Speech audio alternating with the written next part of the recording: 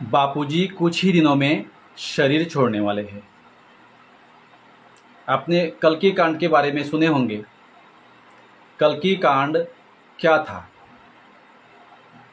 बापूजी के श्रीमुख से आपने सुने होंगे। बापूजी कलंकी कांड कहते थे। कल्कि कांड हमारे आश्रम के 57 संचालकों ने मिलकर बापूजी के पीठ पीछे गुप्त रूप से एक समिति बनाए थे। उस समिति के प्रमुख था प्रजापति। प्रजापति के एक लवर थी।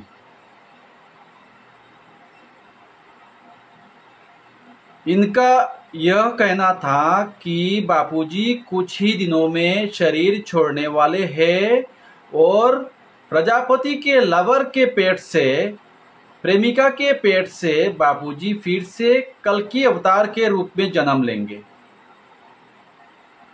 और विश्व को तारेंगे। तो ये संचालक लोग मिलकर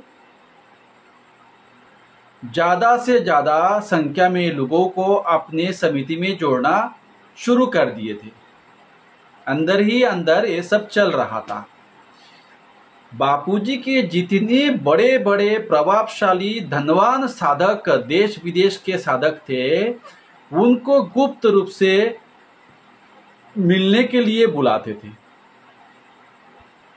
और स्टेज बनाकर अमृत प्रजापति और उसकी प्रेमिका को व्यासपीठ पर बिठाकर बापूजी को जैसे पूजा किया जाता था, जैसे बापूजी का पूजा किया जाता है, उसी प्रकार ये लोग पूजा करते थे और कहते थे कि ये देखिए, इनके घर में बापूजी कल्कि अवतार के रूप में जन्म लेने वाले हैं और बापूजी जाने से पहले कुछ संकल्प को पूरा करना चाहते हैं। संकल्प क्या है कि बापूजी जाने से पहले 108 लोगों को आत्म साक्षात्कार कराएंगे और उन 108 लोगों में आपका भी नंबर है। ऐसे कहकर व्यक्ति को प्रमाण देते हुए नंबर डायल करते थे, बापूजी को मैसेज करते थे। उस साइड से उनके कोई व्यक्ति जवाब देता था। तो होता क्या था, जिस व्यक्ति को वो लोग बुलाते थे पहले, उस व्यक्ति के सारे बायोडाटा वो लोग पहले ही कलेक्ट कर चुके होते थे और उस साइड से फिर मैसेज देते थे कि बेटा तू अमुक है, तेरे इतने बच्चे हैं, तू ये व्यापार करता है, डिटेल्स बोल देते थे। तो व्यक्ति को लगता था कि हाँ सही है, बापू तो त्रिकालदर्शी है। फिर कहते थे कि सेवा कार्य के लिए आपको अहमदाबाद आश्रम में उस काउंटर में 10 लाख, 5 लाख, 20 लाख व्यक्ति के क्षमता के अनुसार वो डिमांड करते थे, इतना आपको देना है। इस प्रकार करते करते करते करते ये लोग हजारों साधकों को अपने टीम में शामिल कर लिया और हजारों लोगों से हजारों करोड़ रुपया ये लोग ऐंठ लिए। आनंद फानंद में बापूजी के कान पर ये बात जैसे ही पहुंचती है तो बापूजी बड़े सजाग रहते हुए ये चीज को बापूजी कृष्णा दीदी को बापूजी ने इस बात की, सारी बात की जांच करने के लिए, जांच पड़ताल के लिए एक टीम बनाकर भेजे। तो कृष्णा दीदी ने उनके अड्डों पर छापा मार मार के सारे डॉक्यूमेंट्स इनके जब्त कर लिए और उन डॉक्यूमेंटों को जब देखा गया तो देखा कि इसमें हमारे आश्रम में जो बापूजी के अतिशय प्रिय, ईमानदार, एकनिष्ठ अत्यंत गुरु भक्त के रूप में बड़े बड़े पदों पर, संचालक पदों पर, बड़े बड़े आश्रम संभालने वाले वक्ता के रूप में बापूजी के गुणगान करने वाले ऐसे ऐसे भक्त इसमें मुख्य रूप से शामिल है, मुख्य षड्यंत्रकारियों में है। और मेंबर्स तो बहुत सारे हैं। तो बापूजी ने उर्वरित साध आश्रम के जो उर्वरित टीम है, ये तो गद्दार हो गए, जिनके लिस्ट में नाम है तो गद्दार हो गए, और जो उर्वरित है, जो गद्दार नहीं है, उनको बापूजी ने आज्ञा दी है कि इनके विरुद्ध केस करो, पुलिस केस करो, इन सबको जेल के हवा खाने दो। लेकिन हुआ क्या, जो उर्वरित टीम है वो भी बापूजी की आज्ञा को नहीं माना।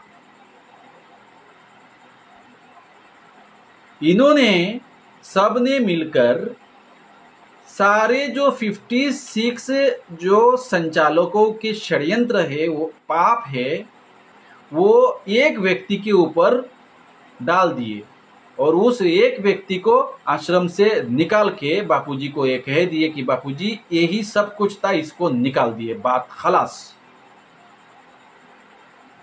और ये 55 लोग जो है आज भी उसी प्रकार आश्रम में विराजमान हैं, आज भी आश्रम में है। और बापूजी ने उन 55 में से 40 लोगों को तो बोलते हैं कि ये नाग है, कब डसेगा कोई पता नहीं। मैं 40 नागों को दूध पिला रहा हूं, ऐसे तो बापूजी कई बार कह चुके हैं, सभी साधकों ने सुने हैं। वे 40 नाग। तो अब समझिए कि ऐसे षड्यंत्र करके इन संचालकों को क्या मिलता, इससे क्या फायदा था इससे। प्रथम, ये लोग बापूजी को हत्या करना, बापूजी को मारने की जो दिन सुनिश्चित कर चुके थे कि अमुक तारीख को बापूजी मर जाएंगे, अर्थात ये लोग मारने वाले थे। जो बापूजी आज 25 साल बाद भी जीवित है, हमारे सामने हैं, वो बापूजी को 25 साल पहले ये लोग मारने वाले थे, घोषणा कर दिए थे। एक बात, बापूजी को मार दिए। और बापूजी के वो जो प्रजापति के प्रेमिका के पेट से जन्म लेता था, कल्कि अवतार नाम देकर उसको आश्रम में बिठा देता था, उसको उत्तराधिकारी घोषणा कर देता था। जैसे ही वो उत्तराधिकारी घोषित हो जाता, तो जो वर्तमान उत्तराधिकारी नारायण साई दीदी, मैया जी, इनको ये तो आराम से निकाल जाते आश्रम से। और जो बापूजी के आश्रम है, जो ट्रस्ट है, जो सारे धन संपत्ति है, वो तो उनका हो जाता। जो आज हुआ है, तो कल्कि कांड के जो मूल उद्देश्य था 3, बापूजी को मारना, उत्तराधिकारी घोषणा करके बापूजी के मेन उत्तराधिकारियों को आश्रम से निकालना, और संपत्ति के ऊपर अपना हक जमा कर बैठ जाना। ये 3 मुख्य उद्देश्य था। तो चलिए, उस समय बापूजी के आत्म साक्षात्कार के जो आत्म साक्षात्कार करवाने की जो गुप्त जो बापूजी के संकल्प है, गुप्त संकल्प को गुप्त रखने के लिए गुप्त रूप से जो चलाया जा रहा था, आज वही बापूजी के आज्ञा के नाम पर चल रहा है।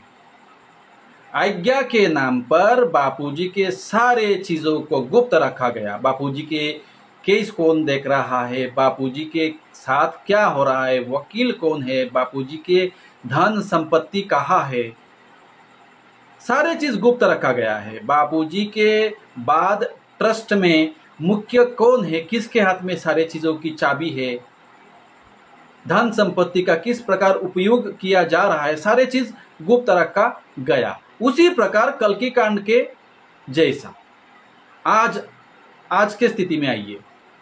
कल्कि कांड के मुख्य 3 उद्देश्य में से एक उद्देश्य बापूजी को मार डालना, अभी भी वही चल रहा है। बापूजी को कई बार जेल में मारने की कोशिश हो चुकी है। मारे या बापूजी को कभी भी बाहर आने ना दिया जाए। एक दूसरा, नारायण साईं, मैया जी, दीदी जी सबको आश्रम से निकाल दिया गया। सुरेशानंद जी को गायब कर दिया गया। बापूजी के जितने कनिष्ठ ईमानदार साधक थे, बापूजी के भोजन बनाने वाले अमित बालक से लेकर बापूजी के भांजा से लेकर गोरेगांव के वासु जी से लेकर गुरु प्रसाद से लेकर जितने जितने मैंने करीब करीब 35 लोगों के नाम एक समय मैंने याद करवाया था साधकों को। 35 लोग दुर्घटना से मरे हैं। किसी ने स्वाभाविक मृत्यु किसी की नहीं हुई। बापूजी जाने के बाद जितने लोग मरे हमारे आश्रम में, किसी की भी साधारण मृत्यु नहीं है। असमय वृद्धकालीन मृत्यु नहीं है। जवान असमय में मरे हैं सारे लोग। बापूजी के सारे ईमानदार साधकों को मार दिया गया और भगा दिया गया या गायब करवा दिया गया।